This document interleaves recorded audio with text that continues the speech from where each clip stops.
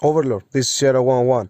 I'm in position now, parking the car. Over. Roger that, Sierra 1-1. Remember, keep it away from the road. This Here car near is the your stool, exfil. Overlord. This will do.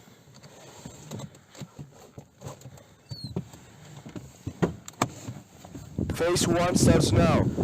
You've been issued a new rifle, the CYMA CM512, generous donation of our government. Let me know how it performs. Over. TMR. Interesting.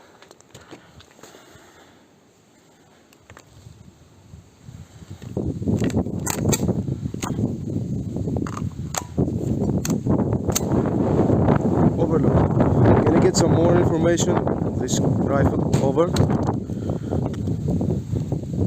Sierra 1-1, the CYMA CM512 is a busted DMR platform made by one of the most famous airsoft manufacturers in the world. Due to its low price, it appeals to most airsofters, especially those who want an affordable and cool-looking DMR, and those who start airsoft now. Over. Interesting.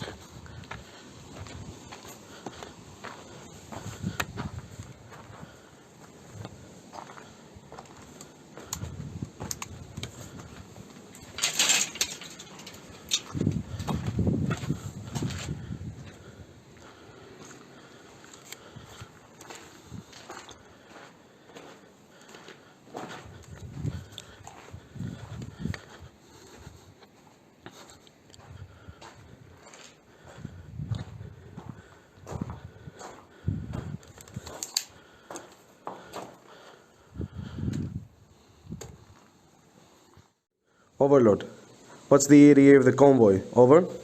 Sierra 1-1, convoy CTA is 55 minutes. You have enough time to watch the replica's review. How copy? Over. Roger that, Overlord.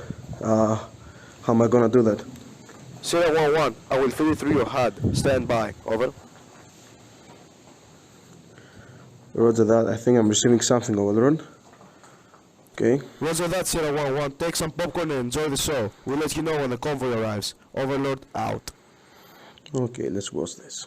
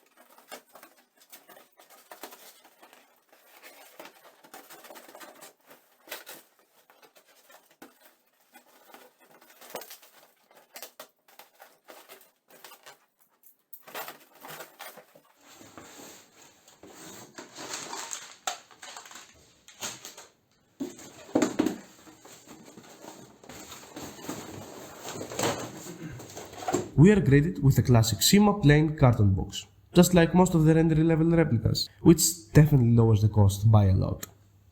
But what we care about is the inside. Removing the cover, we notice the replica lying in the center of the department,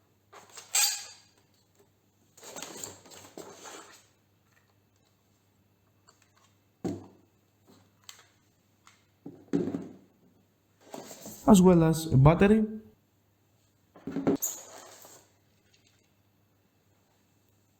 the high cap magazine,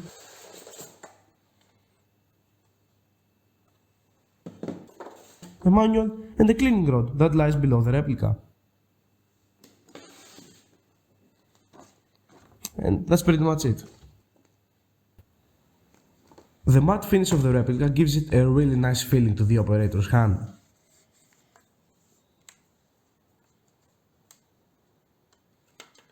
The weight is not too much and it seems like you can hold it for long periods of time without struggling.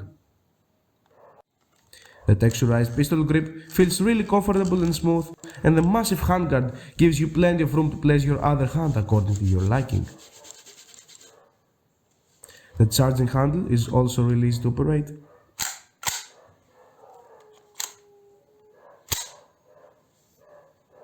At the beginning and on the end of the massive 40 cm or 16 inches top 22 mm rail, there are two flip-up sides. The front iron sight is integrated inside the rail and can be easily lifted up. The rear iron sight, which is adjustable for windage and elevation, is held in place with a screw.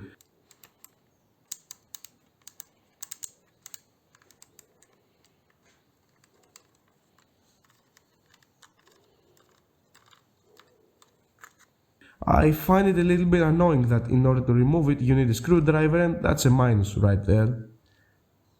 On the left side of the replica we have the fire selector, which makes the most satisfying click I've heard in a while.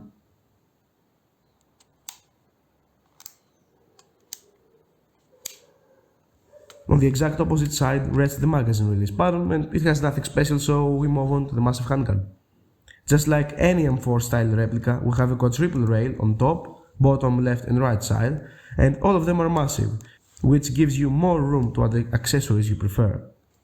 The barrel of our beauty has the classic 14mm counterclockwise thread, and once you remove the included flash hider you cannot screw it back on, so be very careful. The buttstock is the standard that comes with all these replicas,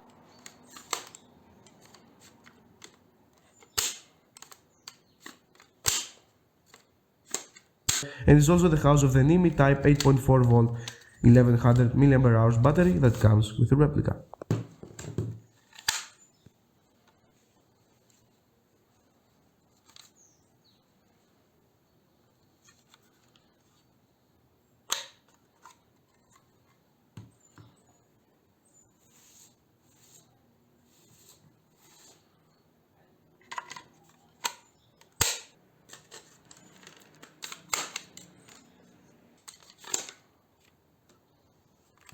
Below the buttstock there are 3 sling attachment points.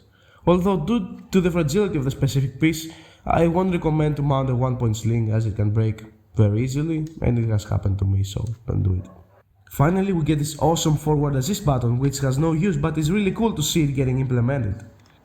I have to admit that I am not a fond of the lack of a front attachment sling point, and that's another minus for the company. Mostly, the replica consists of a polymer body with most major elements being constructed of metal. Polymer parts are the lower and upper receiver, the buffer tube, the buttstock, the front and rear iron sights, the handguard, the fire selector, the cartridge ejector / hop-up cover, the forward assist button, the sling mount system, the pistol grip. Metal parts are the trigger,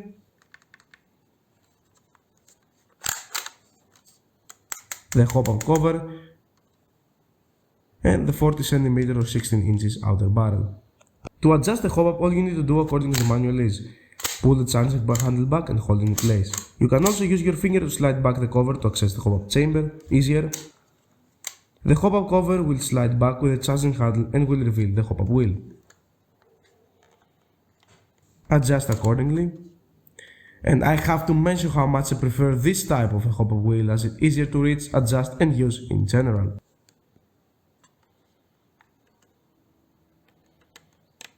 Now we will test how comfortable it is to operate the replica while wearing gloves. We will check the trigger, the fire selector, the iron sights, the battery and the hop-up compartment, as well as the magazine release button.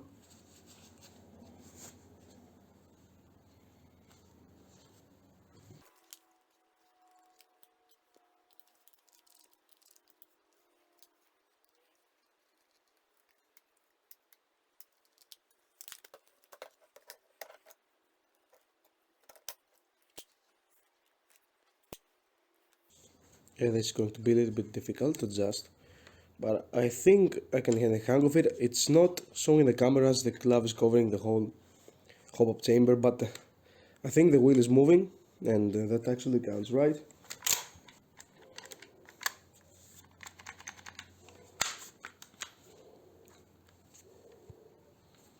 Yeah, everything works as expected. I didn't expect anything less from this replica. We can see from the test that this replica can be easily operated with gloves, something that does not surprise me as this is an M4 platform. Although the company doesn't specify which real firearm this replica represents, I tend to believe, and after some research, that it's really close to the Mark 11 Mod 0 DMR. The weight of this replica is around 2.1 kilos and the length is 86 centimeters with the buttstock contracted and 92 centimeters with the buttstock fully extended. Just like every entry-level CYMA replica, we have a version 2 gearbox that, with the help of the spring, pushes 390 FPS, so expect an effective range of around 50 meters. The test fire is done with 0.25 BBs within a distance of 30 meters from a 20 cm target with adjusted hop-out.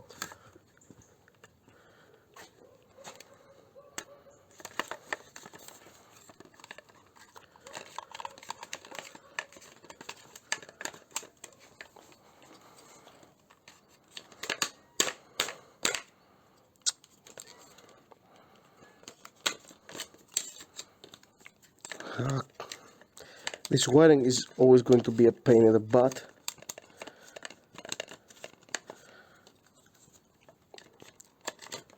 There we go, much better. Now we have clear view of the side. Let's flip everything up. Now I'm going to insert a magazine and we're going to try to hit this. I don't know what you guys are seeing.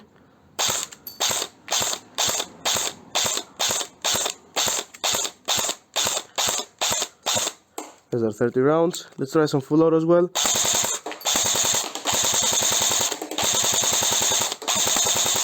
Yeah, the grouping doesn't seem bad. And yeah, that's pretty much it. I have like no BBs left. And let's go and test what happened.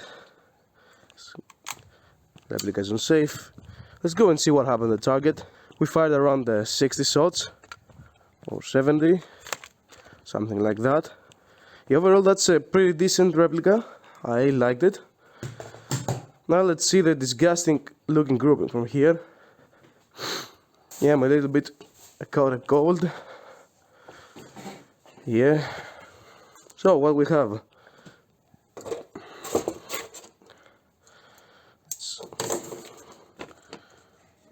Yeah, the target's all over the place, but mine though, first things first, we hit the whole this side. There is no BBs over here, which means that the BBs range was limited to the dimensions of the A4 paper. And most of these hit inside the target. There are some that went outside. And like, why are there more holes in the foam here rather than the paper? We have some over here, some over here. Yeah, the grouping could be better, but this may be because it's actually my first time shooting this replica and I have no experience with it. I haven't adjusted the hop-up. The only adjustment I did was when we did on the video. I think this can be improved if you really want to. I mean, most targets are going to be bigger anyways, so yeah, you don't have the problem. I think this is some pretty good results.